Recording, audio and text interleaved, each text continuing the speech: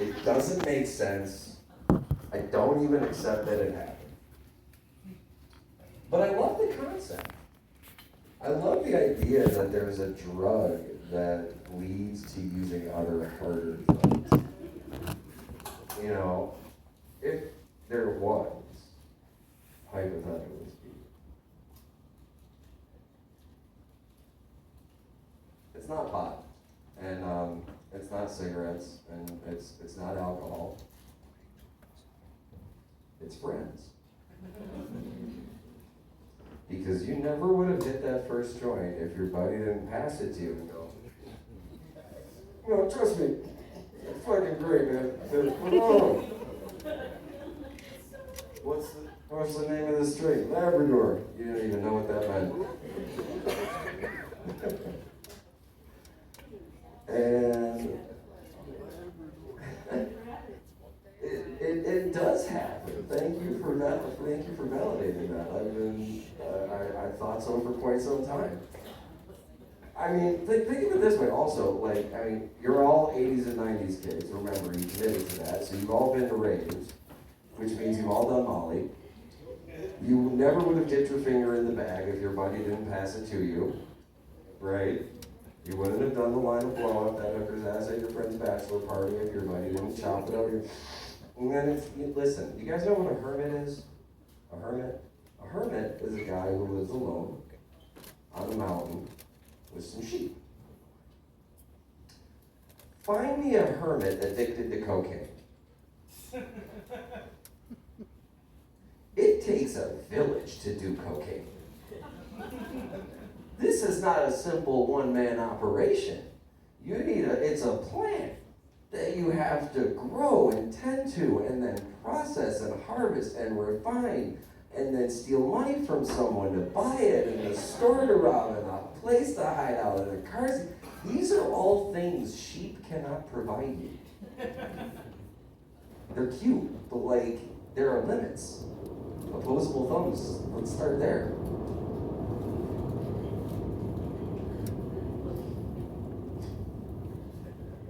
Fucking don't do friends. These days we carry test strips around for everything, because everything is fentanyl. And I had to modify this next joke because heroin isn't funny anymore. That was originally the drug I used in the joke, but it's insane. I was at a concert with a friend of mine, and we saw a baggie on the ground with just some various white powder in it, and my buddy turned to me and said, "Hey, you should go put a test strip in that bag." I looked at it, I was just like, it's just gonna say yes. It doesn't even know. They're fooling the tests at this point. But sometimes born from these crazy drugs, you do find some entrepreneurship and some innovation. If you've ever, been to a rave or a fish show, which you're all 80s and 90s kids, so I'm assuming about 60% of you know what this sound is.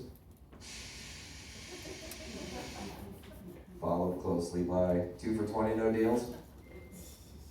That's the sound of nitrous oxide, otherwise known as hippie crack.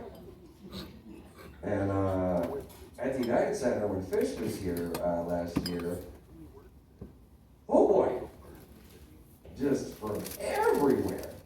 And what was wild was that someone came up and tried to sell me a balloon, 3 for $10. 3 for $10. All ice cold fangs all day, 2 for $20, no deals. Yo, 3 for $10. Why?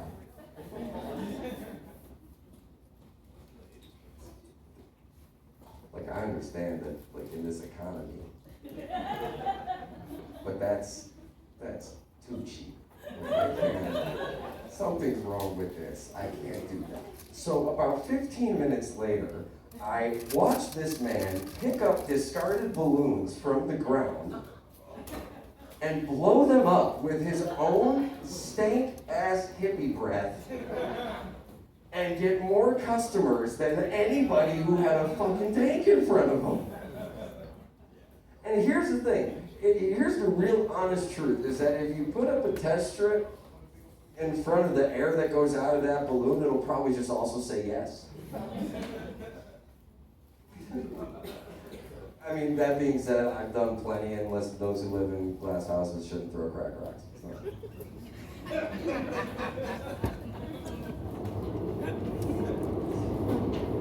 I thought about staying in this realm. I don't do a lot of topical humor.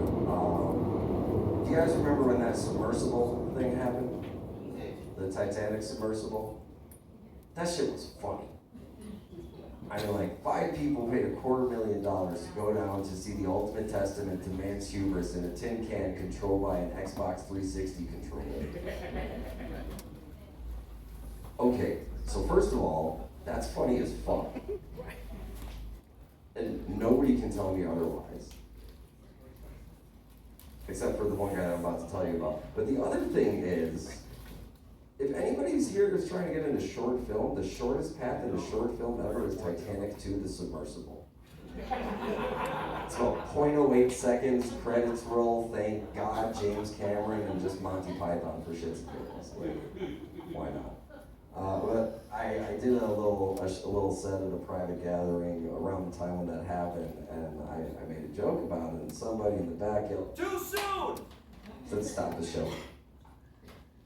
Turn on the house lights." Who the fuck said that? Like, I can take heckling, but how is it too soon for you that 5 random millionaires died in a tin can going to see the Titanic? Who do you know? And I found them. It wasn't hard. It was about the same amount of people as there is here. Very easy to find every single.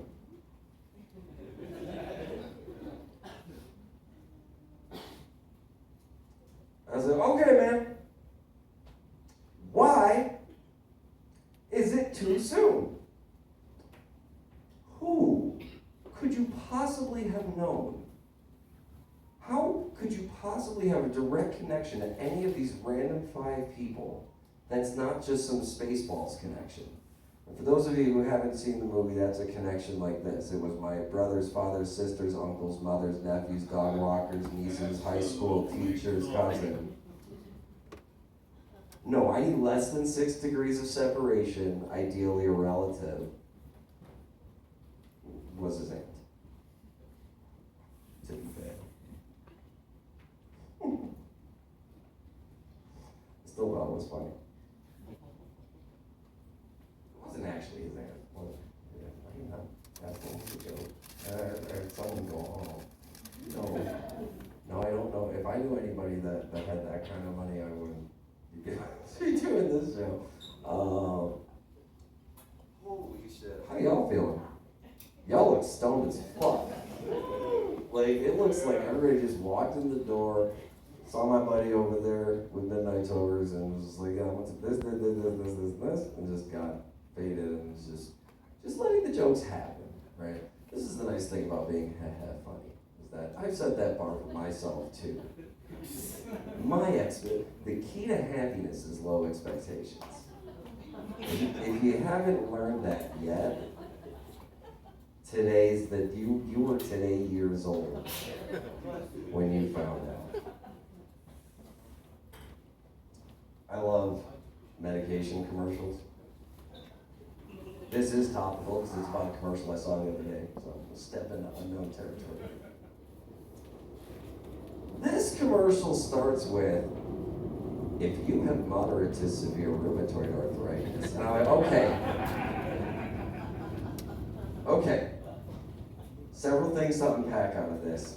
First of all, get diagnosed. If you feel like there's an issue to the point where you have arthritis, let alone rheumatoid arthritis, get to the doctor. I mean, like, there's resources. Like, go get help.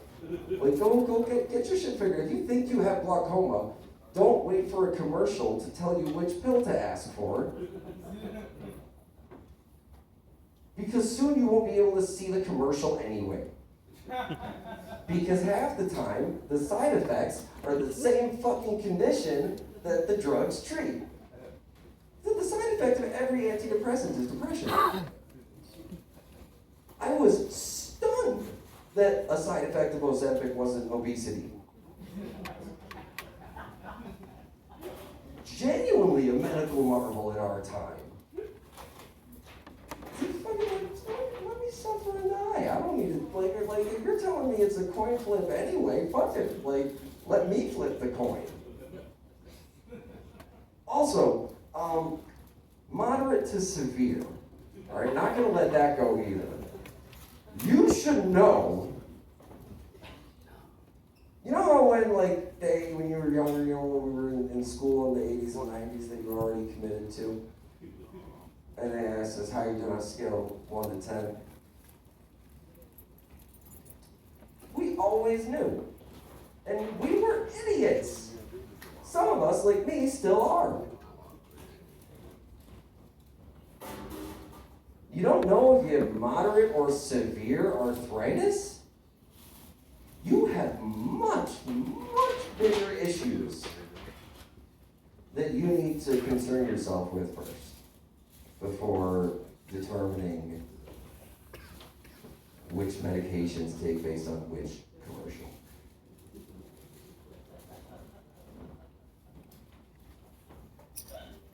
Like, home stretch here, folks.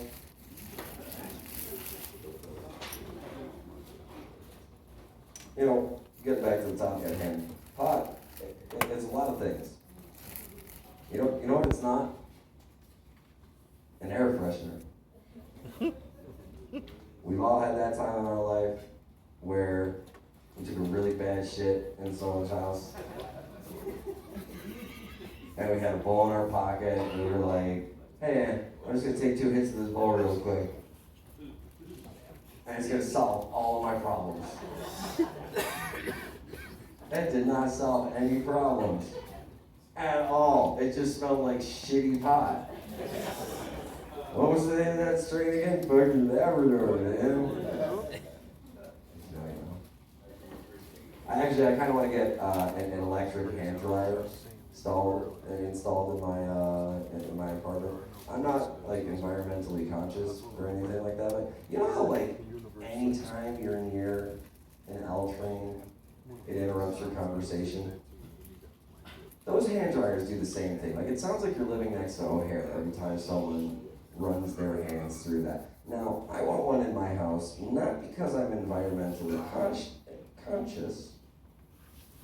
This might kick in. But because I want to know which ones of my friends are gross. If there are no towels in there, you've been in my bathroom for 6 minutes, and it doesn't sound like my flight is coming home on the tarmac. You need to either account for your time in there, or walk back in there, or go on my wall of shame. Yes, I have a wall of shame at home. There's a lot to unpack in that, and you guys are like way too high for it, and probably not qualified enough for me to talk to about, so we're gonna go there another time. I do want to say this though.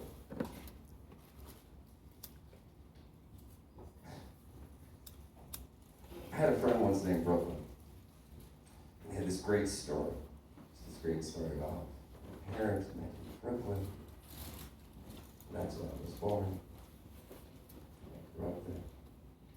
And only later in life did it occur to me that if somebody has the name that is a city, like Brooklyn, that is 100% of the time the place they were conceived, not born.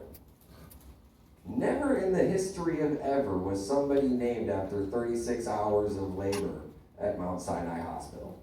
Okay? You're named Brooklyn because your parents got loose after an off-Broadway show heading back to their hotel. That's basic. They just wanted to commemorate the evening and they've regretted it ever since. I mean, there's some people like that are just, and this is a lesson in life. There's some friends in life, and I'll leave you with this.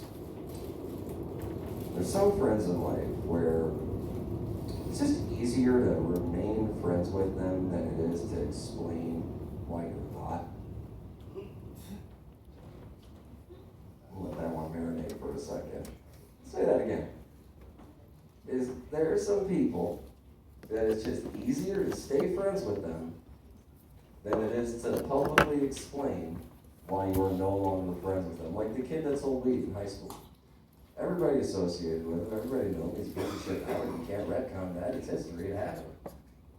It's a life lesson, folks, and it's one I think you should take with you here today. If you learn nothing else from this set of what I hope are funny jokes, don't cross the gateway, don't do friends. Thank you so much, have a great night.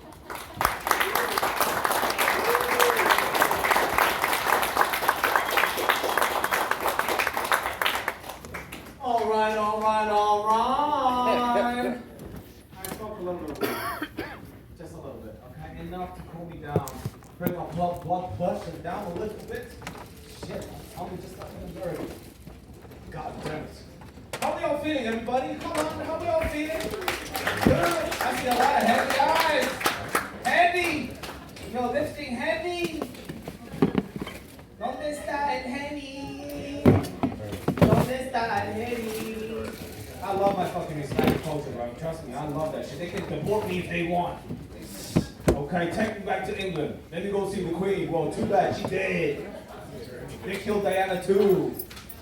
Yeah, they did. You know why? Listen, I'm not being disrespectful. I love the Queen. She's on every banknote there is out there, okay? She's famous enough. I love her. 96 years of service as a woman, okay? So before you start rolling your eyes, I just want to say this. I do respect the Queen. I'm just making jokes that she's fans of. You know what I'm saying? If there is one thing I really don't like, though, it's the way they go rid of Diana. Yeah? You guys know about that. The royals, right? I told you guys I only believe in one conspiracy theory where I lied. Here's the second one.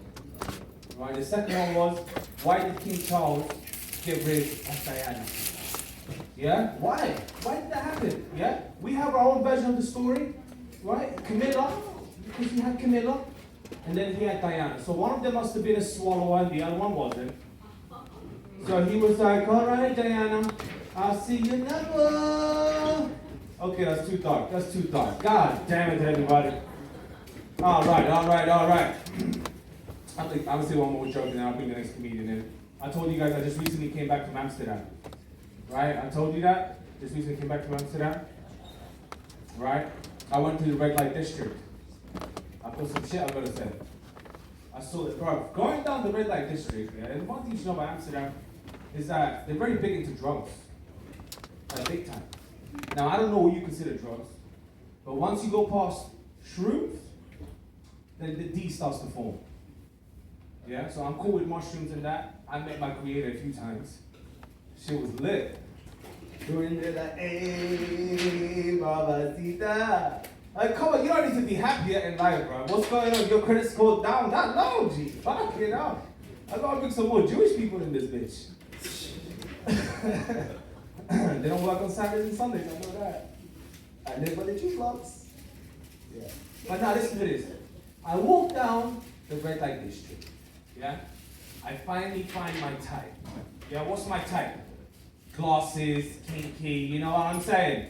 Wants to have a good time. Take it back to the Playboy days. Alright, take it back to the Playboy days. Yeah, if you got glasses and you're laughing right now, then I don't know what to tell you. Anybody else check it out? Alright, fucking hell, never mind. But now she goes, listen, 300 euros and I'll do whatever you want. She said, whatever I want. So I brought her back to America and she's now building my house. Okay, we got a little like it's a disco, bro, with that smoke coming out of the back, like Alright, ladies and gentlemen, please allow me to welcome the lady that was able to get us the permit to this place so we can smoke and that. It's a white lady, yeah? Very famous comedian. Yeah? Come on. I would like to take this moment to introduce Ashley Love. Second scene, my boy. I think you're a little too high. How's everyone doing tonight? Are you guys awake? I see 3 people sleeping. One person in the back, she's got red lipstick, very pretty though, right? Yeah, it's you. You can't laugh or smile, but you're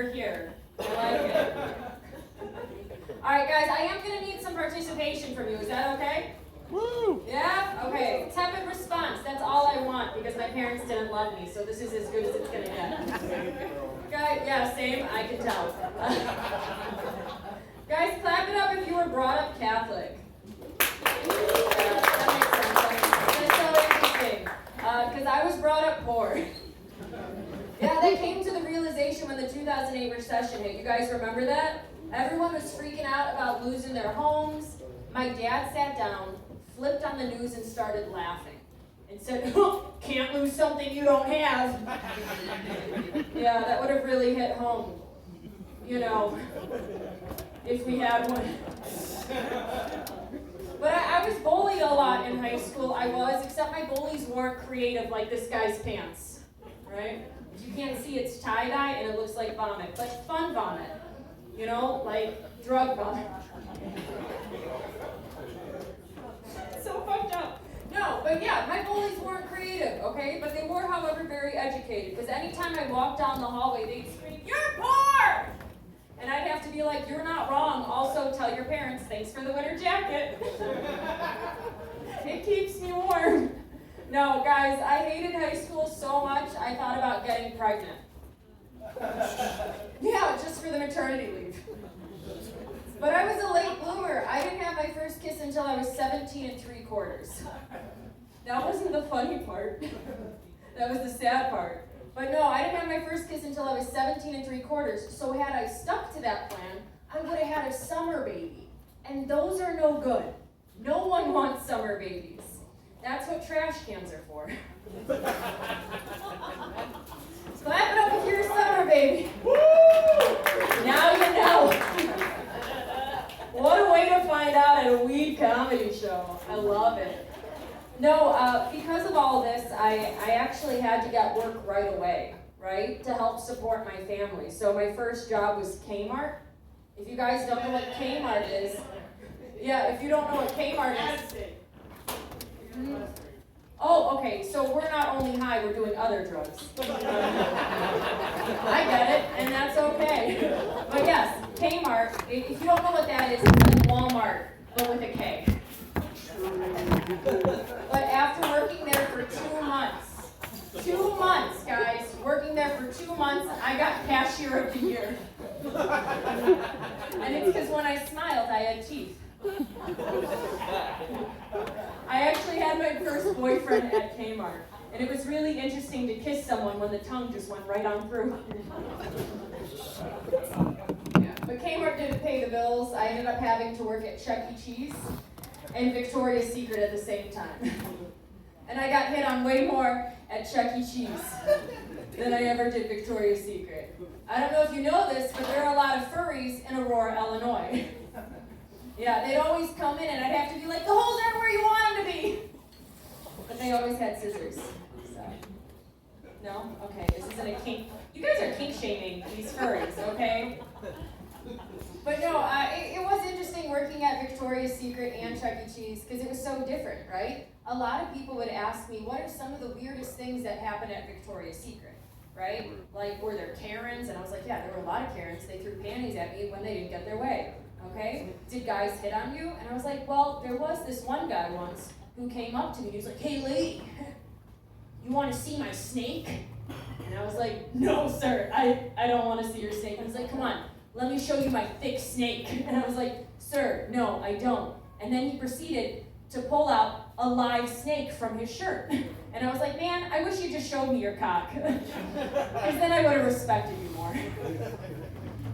But no, the weirdest thing at Victoria's Secret was, because I worked at the Fox Valley Mall, and we had a mall Santa. You guys know of mall Santas? Yeah, he only visited Victoria's Secret on his lunch break.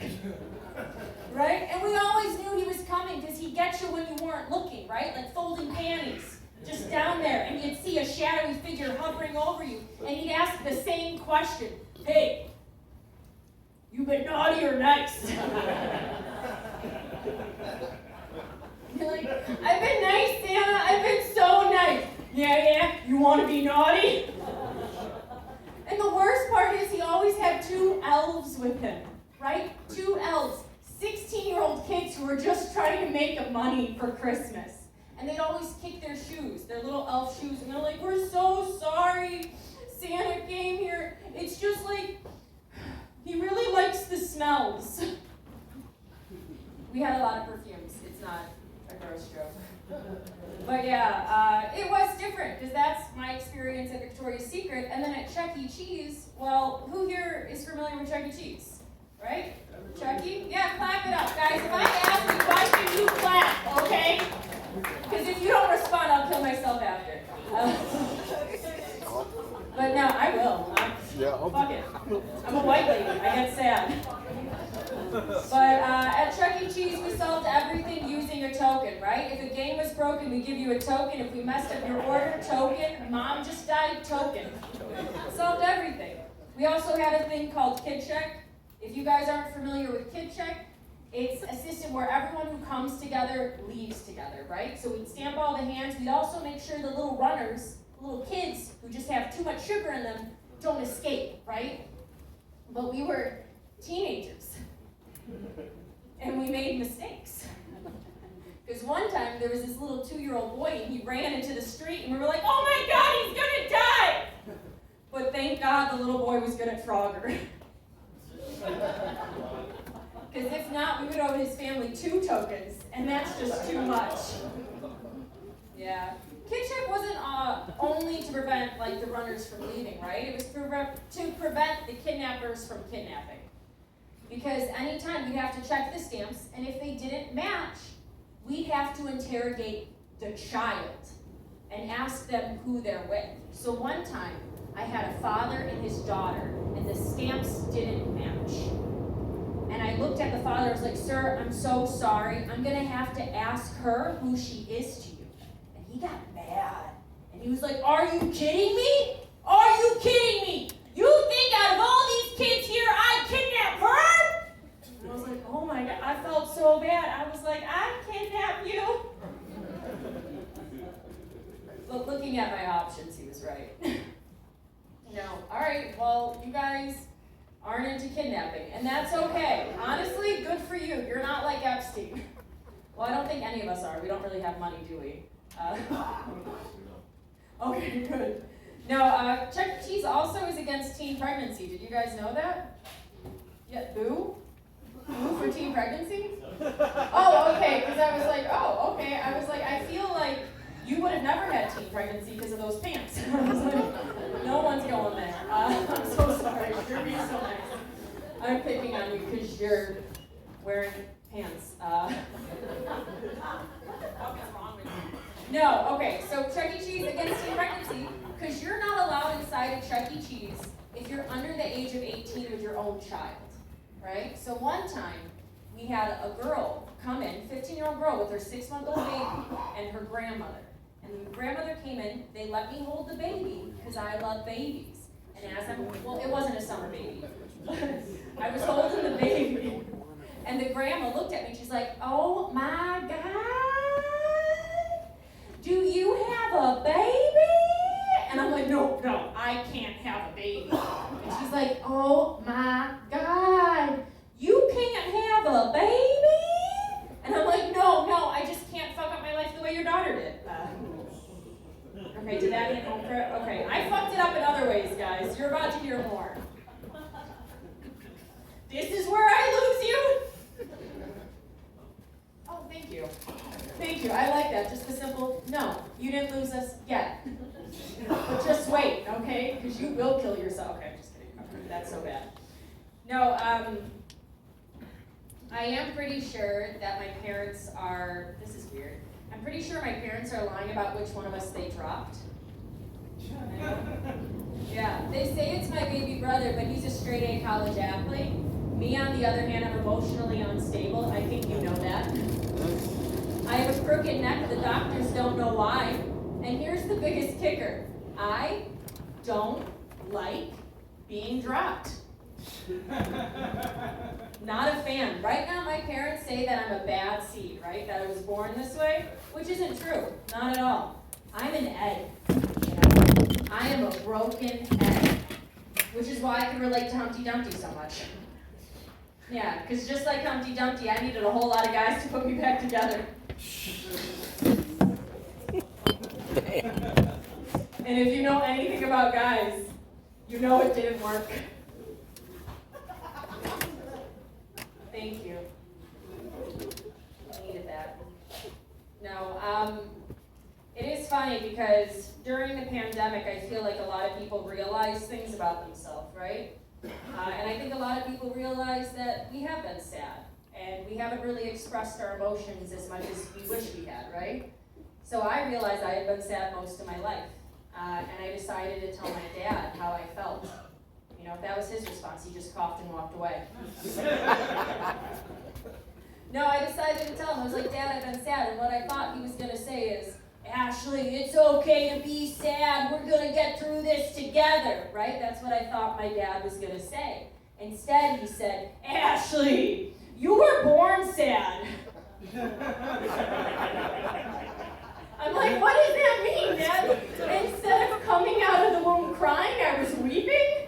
And he was like, no, Ashley, it's just that when you smile, your eyes are still sad. And I'm like, okay, so I'm the Mona Lisa.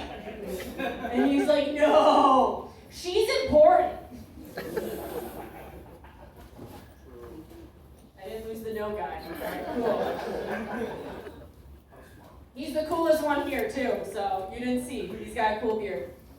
Guys, no, that's not even the meanest thing my dad said to me, right? All while I was growing up, my dad told me that if I ever became a stripper, he'd disown me. Ever became a stripper, he would just disown me, which is a weird way to find out your dad's not a feminist, right? It was only until a couple years ago that I found out it's because he didn't want me making more money than him. Had I known, I could have been somebody. No, it is weird because I actually am afraid of sex. Anyone else afraid of sex? Yeah? Okay. You want to talk about it? Because I need to buy some time. No. Who hurt you? Not that way, but you don't have enough time for that. Can you follow me on Instagram? I need followers. This is how I'm going to do it. Just get people who are sad about sex. No, but that's the truth. Like, I've been afraid of sex for most of my life, right? I'm a prude. The reason why I'm afraid is because when I was younger, I thought that if I had sex before marriage, the devil would take me. Which is weird because I wasn't raised religious. My parents let me wear shorts. Okay. You guys are all raised religious, so you don't get it. But I'm just broken. And I don't know why. I guess I was born a prude. But it is weird. It is weird, especially since like navigating this now and starting to date again. I have had sex, by the way. I'm not a virgin, so. The one guy who's afraid of sex is clapping. And the reason he's afraid is because he also has the clap. No. Yeah, you walk away. I'm just kidding. They're leaving. They have to. It's okay. No, it is weird too because I also am not into kink shaming though. You know, I'm not into kink shaming. I am into kink questioning. Anyone else ever questioned someone's kinks? Yeah, because I was hanging out with a guy and his name was Brad. So you can imagine he was 5'8".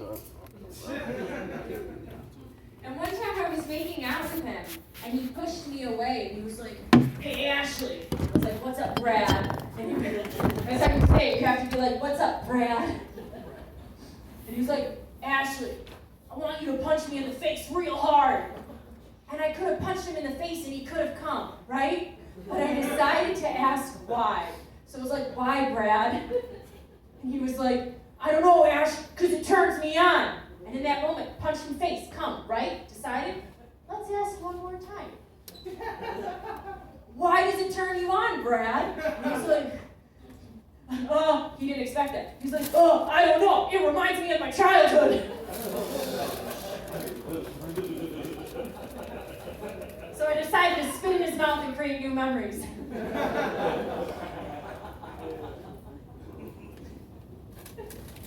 No, I do have friends. It might not seem like I do, but I do. I was actually hanging out with my friend, Tommy. White guy names, I know. But I was hanging out with my friend Tommy, and while I was hanging out with him, he was like, "Hey, Ash." This was a couple years ago. He was like, "Hey, Ash, you should come in my car with my friend. We're gonna hotbox, and I think it would be really cool." And I was like, "No, I don't want to do that. I don't do that. I don't do weed." At that time, I did not. And he was like, "Ash, come on, hang out with us. Let's hotbox." He was like, "Why would you just stay alone in my apartment?" And I was like, "No, I'll stay here." He's like, "Are you sure you don't want to come and hotbox with us for an hour alone? Are you sure? Come on, like this seems like a good idea. You'll just be alone here." And I was like, No, Tommy, I'm gonna stay here and watch your 2-year-old daughter." She looked up at me and she was like, "Mommy," and I was like, "This is the best you're gonna get." No, Brad actually ended up coming in, and he heard her calling. No, Tommy. He ended up coming in. Oh, who am I kidding? His name was Brad. It was Brad. It was the guy I made out with. I tried to hide it. I don't have friends, just lovers. But he ended up coming in, and he was like, "Oh my God, she's not your mommy. Don't call her mommy. She's Ashley." And then the little girl ran underneath the kitchen table, and you could hear her saying her name, my name, and she was like, "Ashley, Ashley, Ashley." And I was like, this is the cutest thing ever. She's learning. And then she came out and saw me, and right away she was like, "Mommy," and I was like, "Ah!" I didn't raise a dummy.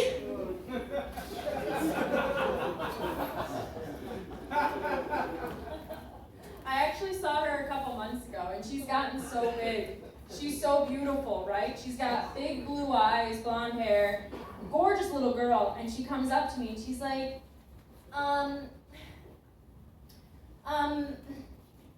"Who are you?" And I was like, "Wow, honey, sweetie, that's no way to talk to your mother. I'll see you in another couple years." I think I'd be a good mom. No, actually, my brother just got married. Give it up for him. Clap it up for him. He believes in love.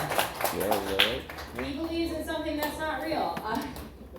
No, my brother actually was born to be a husband. Does anyone know those types? Guys who are just born to be husbands? Is it you? Because you just looked around and you were like, "Ugh. Yeah, I love the woman I'm with, and I am not ashamed." I like that. That's good. It's good. My brother, he's a... What? Girlfriend. That's your girlfriend? Yeah. Hi. That's the wife. Wait, what? No. Guys, no! Don't be a stereotype. Oh my God. Wait, really?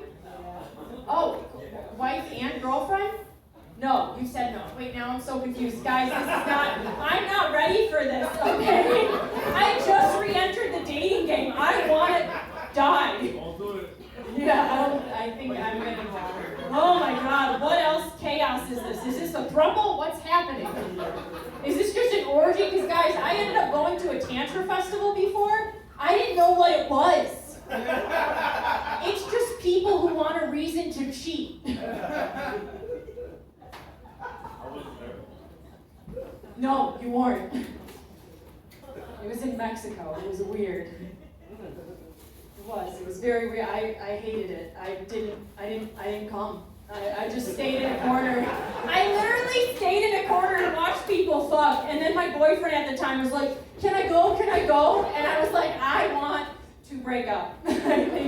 I think we should see other people because you're already seeing people." I was like, this is a weird way to find out that your sister and you go to tantra festivals together.